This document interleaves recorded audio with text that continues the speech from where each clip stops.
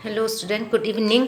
Today as it was the first class, I'm doing this live class for you in the Google Meet. So some of you you were complaining that you because of network problem you didn't get anything of the explanation.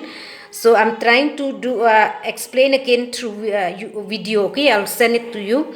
So what is this theorem? The notes is already with you. I have already sent the notes to you. So here what I'm going to do is to give you the explanation on this theorem too. So the first theorem is that any system of coplanar forces acting on a rigid body can be reduced to a single force or a couple unless it is in equilibrium. That one I have already sent the video. Now this theorem 2 is that it states like this: any system of coplanar forces acting on a rigid body can be reduced to a single force at an arbitrary point in the plane of the forces together with a couple. So in this case what we are going to show is that any system of coplanar forces here acting on a rigid body is a body that cannot be deformed or changed. Okay, so any system of forces acting here can be reduced to a single force together with a couple. Not like in the first theorem, can be reduced to a single force or a couple unless it is in equilibrium. So here you have this force P acting at point A, okay, and then force Q acting at B, force Q, and then force R acting at point C. This is point C, and suppose another force I'm taking is force S. So this is force S acting at D, and let O here be any arbitrary point. Okay, O is any arbitrary point. So what I have to show is that all this system continue here. You have P, Q, R, S, T, and so on. They are all system of coplanar forces acting on this rigid body. This is a rigid body, and these are system of forces acting on this. Now what we have to do is we have to show that I have to reduce all these forces to a single force together with a couple. By couple we mean two equal unlike parallel forces. P and P are said to constitute a couple because they are two equal, and unlike means acting in the different direction, and moreover they are parallel, so they are said to constitute a couple. Now here you take any point O here. What you have to do is that through this point O, you introduce two equal and opposite forces, two equal and opposite acting along the same line but in opposite direction, but it must be parallel to these forces P acting at A. So I have to draw a line through this point O, okay, parallel to P. Okay, it should be parallel to P. So I'm introducing here one force P which is parallel to this and equal to this, and another force P, such that the effect of this forces P here and the other one, because they balance each other, so there will be no effect on the whole system of this rigid body. So therefore I'm introducing these two forces, equal and opposite forces, and then join this point A with O. So once I join, as you can see here, this force now, forces P acting at A, and this forces P, not this one, the one here downwards, they are said to constitute a couple because they are two unlike equal parallel forces. So therefore, this force P at A now is equivalent to a force P at O, this force P at A is equivalent to a force P at O together with a couple whose moment is, say, GP acting about O. Okay. So this force P acting at A is equivalent to I am introducing two equal and opposite forces here. So this forces P at A is equivalent to these two forces P acting at O. One is a force P acting at O, and another is said to form a couple together with a couple whose moment is GP. That is because this force, as you can see, this and this, they are said to constitute a couple. and we denote the moment of the couple. Moment of the couple is the product of either of these two forces into its perpendicular distance from this point O, because I'm taking the line of action about this point O, not about point A. Now again, what is this force Q? It is this force. So through O, you introduce now another equal and opposite forces Q. Okay, parallel to this force Q acting at B. So you can see that they are set to be parallel. Now this force Q at B and this force Q, this one, not the one upward, this force Q at O, they are set to constitute a couple. So therefore this force Q at Q at B is equivalent to a force Q at O together with a couple whose moment is equal to GQ. Force Q at B is equivalent to a force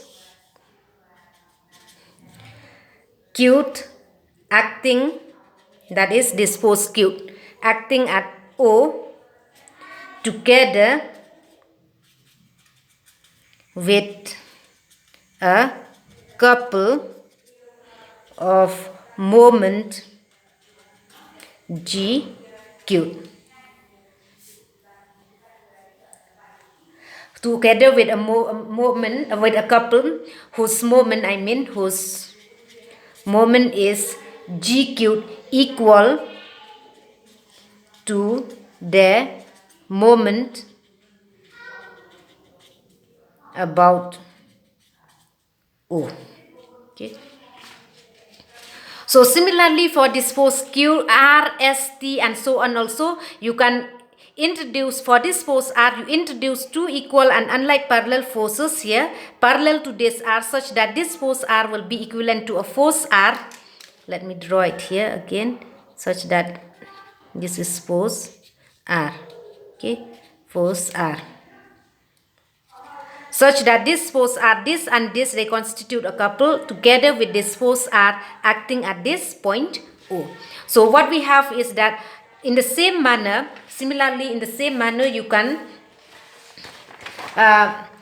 transfer all the forces here. You can transfer all these forces, P at A, Q at B, R at C, S at D and so on to act at A by introducing equal and opposite forces. So it means that this forces P at A, you can transfer it to a forces, this is point O, okay? So to a force Q, force at O, okay? Similarly, forces Q, also you can introduce it, okay, forces Q at O. So therefore, by transferring all those forces P, Q, R and ST to a force acting to act at A, but you transfer all these forces P, Q, R, ST to act at this point O, you will get a concurrent forces. By concurrent forces means forces acting at the same, having a common point, okay, of intersection. Forces having a common point of intersection is called concurrent forces. So therefore, by transferring all those forces P, Q, R at O, we obtain a system of couples. You obtain a system of couples whose moment are GP, GQ, okay, GR, GS and so on, okay. Now the concurrent forces you applied, the concurrent forces applied at O here, now all these forces P, Q, R, S, T acting at O, they are set to the concurrent forces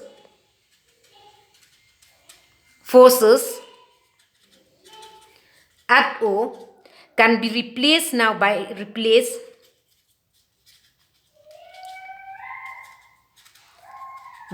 their resultant R, by their resultant, say R prime, okay. So all these forces, concurrent forces acting at O, can be replaced by a single resultant force prime acting again, that resultant must act at this point, because it is in unit 1 you will come across that concurrent forces, how to get a resultant of the concurrent forces. Because of that, we can obtain the resultant of these concurrent forces acting at this point O. Similarly, then by the theorem of composition of couples, again these are in unit 1, theorems of couples, of composition of couples. All the coplanar couples G put, all GP, GQ, GR and so on can be replaced by a single couple whose moment is G, denoted by G. The moment of this single couple you obtain when you replace this single couples, system of couples GP, GQ, GR and so on by using the theorem of composition of couples, we will denote that single couple by G. So the force R and the couple G were given by, so thus this R prime, the resultant is given by this. For this, it is the algebraic sum of all the forces P, Q, R plus S and dash dash acting at O, and G here, the single couple. After you reduce all those coplanar couples to a single couple using composition theorem, we will get this summation of GP, which is equal to sum of this algebraic sum of all those individual couples, that is GP plus GQ plus GR plus dash dash. So thus this R prime here is obtained as the resultant of all the forces P, Q, R when transferred to act at a point O, and G here is obtained by taking all the algebraic sum of their moments, that is in individual couples, moment of a couples acting at O. So thus we have proved the theorem. What we have proved is that any system of coplanar forces acting on a rigid body can be replaced by a single force R, that is a single force resultant R prime, together with a couple G whose moment is equal to the algebraic sum of all the individual couples or individual moments of a couples. Okay, so I hope it is clear to you all.